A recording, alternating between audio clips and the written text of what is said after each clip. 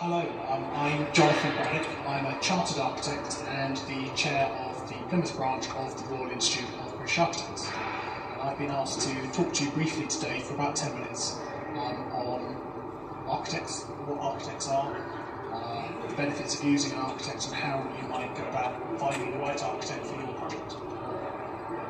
I'm not going to take any questions because myself, Jim Tate, and Pinder Lidar are going to be here today till about 2 o'clock. We sat just in the middle over there, where you can book in the time slot and you come see us, pick our brains, have a chat, and get some free advice from a chartered architect. If you know anyone who wanted to come along and couldn't make it today, don't worry. This event happens here every month, so they're very welcome to come along to a future event. So architects, I'm going to answer these questions as part of this presentation. What is an architect?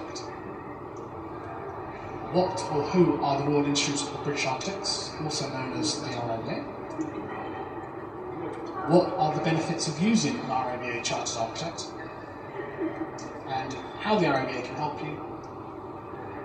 And how to choose the right architect for your project, because not all architects are necessarily the same. So, what is an architect? Well, the best way to answer this is to approach it from a different angle. To call oneself an architectural designer, you don't require any formal training or qualifications or experience. Anyone can do it. But the title architect is protected by law under the Architects Registration Act 1997. And the register, the full list, is collected and monitored by the Architects Registration Board, ARB. They've got a website that you can go to. So if you're talking to somebody who's telling you they're an architect, you might like to check. You can go to the ARB website, you put in their name, and if they're not on that register, they're not an architect. And it's actually, in this context, commercially, to call yourself an architect if you're not, it's actually a criminal offence. So, what is an architect? Well, what's the RIBA? The RIBA stands for the Royal Institute of British Architects. It's actually a registered charity. It was established in 1834. And its original statement of what it was for was put in a very grand way. It was for the general advancement of civil architecture and for the promoting and facilitating the acquirement of knowledge of the various arts sciences connected therewith. These days, the RIBA have modernised their mission statement slightly, and they say that the Royal Institute of British Architects champions better buildings, communities and the environment through architecture and its members.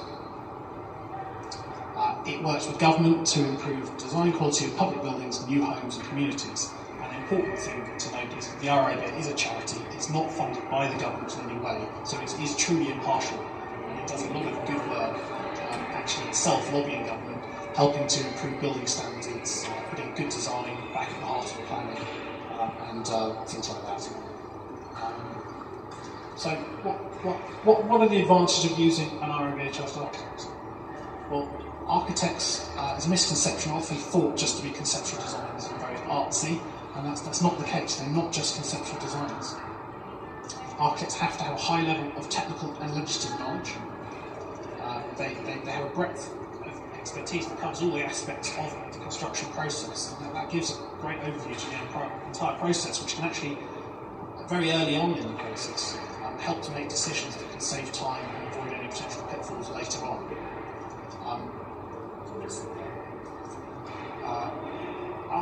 RIBA architects have undertaken at least 7 years of training. That's the longest amount of training than any other professional in the construction industry. They're, as I say, not just conceptual designers. They have to be experts in feasibility, design, planning, building regulations, on-site supervision and construction. But of course, they are also great designers, and that can be really important because it can bring added value to your product. The end product can actually be worth more money and more special because of that design. But with the creativity, there also, of course, has to be pragmatism. And as I've said before, that overview allows architects to have a huge knowledge of different construction techniques, materials, suppliers, etc. out there, so they can make the right decisions, help you make the right decisions for your project, so that you carry your project in the most cost-effective way, and sometimes the quickest way if that's what's important. So they can save you money and add value, but they also bring huge peace of mind. All chartered architects have to adhere to a strict code of conduct, which can be found on the RIBA website. They have to carry out continued professional development, also known as CPD, which means that they have to keep up to date with the latest technical legislation, etc., building regs, planning law, products that are out there, and so on. And they have to carry professional indemnity insurance, which gives you peace of mind. An architectural designer most probably won't have professional indemnity insurance, which maybe, in some instances, they appear to be cheaper. But of course, if something were to go wrong, you don't have that level of protection. The project team, so on any building project or self-build project, employing the right team of professionals around you can be the key to success and help you avoid any unforeseen pitfalls, unforeseen delays, etc. And there are potentially a huge amount of other consultants that you might have to use as well as an architect. A structural engineer, you might need a site level survey carried out, you might need an ecologist, you might have an asbestos survey carried out, code for sustainable homes assessor, energy assessor, and so on, asbestos, whatever. There's lots and lots of other people you might need to get involved. But don't panic. An architect is ideally placed and qualified to actually help you choose the right other consultants that you're going to need. Make sure you don't pay for anything you don't need. They can organise quotes for you, check that you're getting value for money, not paying over the odds, and just coordinate between all of the consultants together to check this joined up thinking and that everything runs smoothly. Traditionally, architects were often took on the role of lead consultant in the construction team, so they're used to carrying out that role. The Royal Institute of British Architects, a bit about them. The Royal Institute of British Architects can help. They can help you find the right architect for your project. They've got their website, architecture.com, which I gather is due for a relaunch at the end of the year, but it's still very useful at the moment.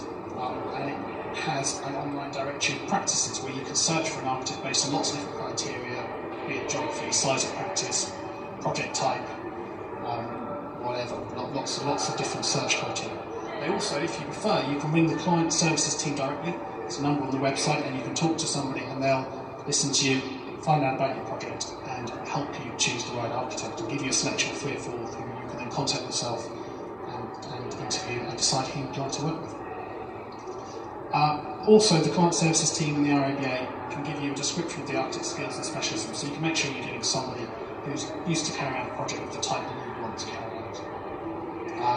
The RIBA also gives guidance and advice on using an architect, so they can advise you on things like fee scales, fees, terms of appointment, so that if you've got any queries or doubts, get onto the RIBA and you can check with them so that you feel happy with what you're signing up to. There are alternatives, I should mention. There are architectural technicians. They will give good value for money. They are qualified. Maybe they sometimes don't have the same design flair. But just make sure that if you're not using an architect, do make sure that they're registered with the Chartered Institute of Architect Technicians, CIAT, because again, you'll get a level of professional service that you expect. How do you choose the right architect for your project? Well, all architects are slightly different, have different focuses, different expertise, different levels of experience, and every project's different. So there are some key top questions that I think should be asked. Firstly, are they registered with ARB, RIBA or CIAT? And do they have professional indemnity insurance? That's a really important one. All people registered with ARB, RIBA or CIAT will carry professional indemnity insurance if they have to. Ask them if you can speak to previous clients. Any reputable architect is very much going to want you to speak to their previous clients because they're going to want them to say really nice things and talk you into using them. They'll have a big long list of happy people. Ask them what they specialise in. Practices are different. You might find a really large, reputable, well-known practice, but who specialise in schools or office buildings, or maybe they work for mass house builders. That might not be what's right for your bespoke project. And actually often the best architects to use for a self-built project or a domestic project are actually smaller practices or sole practitioners, because you're going to get a personal level of attention and expertise, and it's not going to get passed to an office junior. And of course, whoever you use, I would want to make sure that they can go beyond just the design and the planning stage, and they can handle the building regulation stage, that they can produce your construction information and oversee your project on site and help you on site, even if you don't want them to oversee it on site for the contract.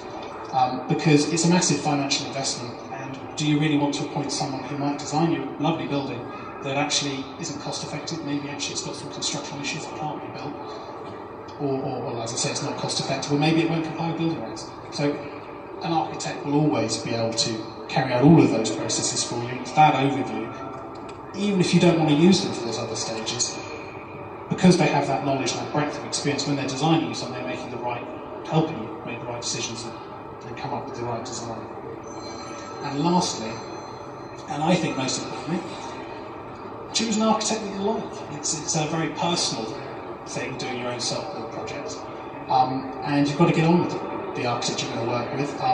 Things don't always run smoothly. It can be very fraught and stressful, so it helps a lot if you're working with someone you actually get on with and who you think understands what you're trying to achieve as well. And so that's it. I'm Jonathan Braddick. There's my web address. I'm on Twitter. But Jim and I are going to be over there, so if you would like to book in and come and see us and have a chat, we'd love to talk to you. Thank you very much. Cool.